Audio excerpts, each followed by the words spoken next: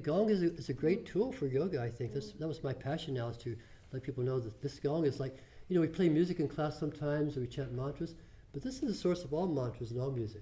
All sounds come from the gong. So why not go to the primal source? With the gong, you can create any kind of soundscape you want, and you can work it with your breath. Your breath of fire with the gong was interesting, wasn't it?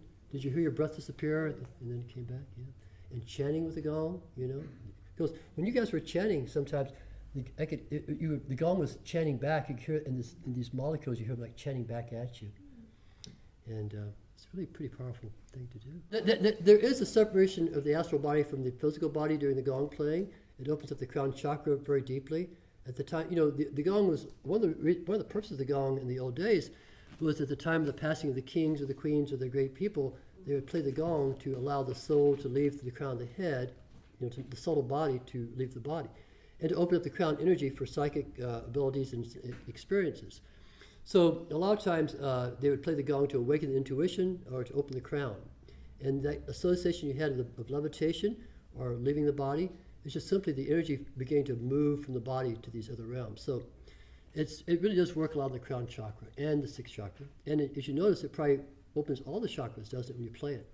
Sometimes people experience joy or sadness or fear or elation because all these energy centers are starting to awaken as you play these sounds.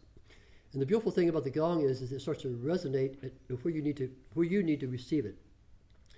Because the nature of this gong sound is so complex. That's why it's so incredible. You strike the gong and there's waves of sound that come out. And then I strike it again, there's another wave that comes out. I strike it again, there's another wave that comes out. So you got all these waves building on top of each other. And after a while, your mind can't say, I can't figure this out. There's too many overtones, combination tones, waves of energy. I'm just going to start hallucinating. And that's what you do. Inside yourself, you start to hallucinate this other way of being with the sound. And that's why everyone has this different experience. That's why it's so therapeutic. And it's used a lot in healing practices for like schizophrenia, psychosis, drug addiction, physical conditions like tinnitus, migraines. You think a migraine will get worse with that? Mm-hmm. Goes away. It's incredible. Yeah. So there's a lot of healing energy in the sound as it comes through you like that, and it realigns you. And I love it because it's kind of a free ride. You work a little bit to get there, but when you're there relaxing, the sound doesn't work for you if you relax. So I think it's like a fast track to spontaneous meditation. It's like it takes you right there. And it's a wonderful thing. When you're within 3 feet of the gong, it starts to affect you at a really deeper vibrational level. The physical body responds deeply. So, I just feel extremely high and healthy when I'm this near this gong playing. It's a very selfish thing to do. So I love the gong, as you can tell, right? I love the gong. And I'm passionate about it. I've written a couple of books about it. I do a lot of trainings with the gong, how to play the gong, therapy trainings, training for yoga teachers using the gong. We'll be doing more of that here this weekend. It is the instrument of the yogi. It is the instrument of the yogi. So because with this we can work with all the chakras. And when you're playing, when you're chanting or relaxing, you play different areas of the gong, so they affect different chakra centers, right? Different areas of the body even can be affected by the areas you play. And when you play fast, the energy rises more quickly through the chakras.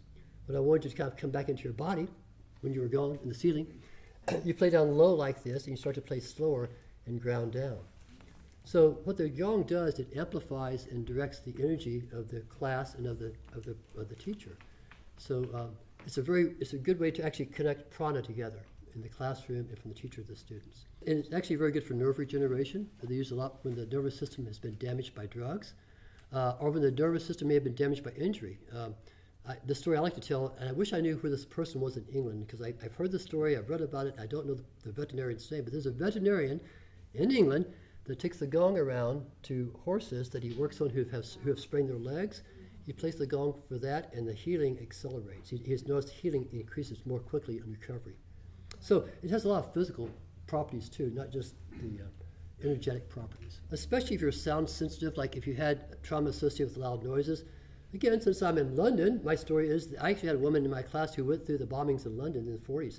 And when I played the gong, she completely went back there. It's like, wham, she's back in the bomb shelter, And it was very scary for her, but she was able to hold that now in this new space and time, so she was able to process that trauma. It's like, okay, I'm here now in this room, it's different, but that same trauma is coming back from that sound. So sometimes it does trigger old traumas or releases like that, and some people do find it difficult to deal with. I bet there's a few people in this room who would probably want to jump out and run screaming. Maybe not, because you guys have got strong nervous systems, I think. But a lot of times there's 1 out of 15 people who think this is the most horrible thing you can do to them. And they have that reaction to the trauma, the release, and it's just unpleasant. But if they continue, if they can go through it, it clears it out.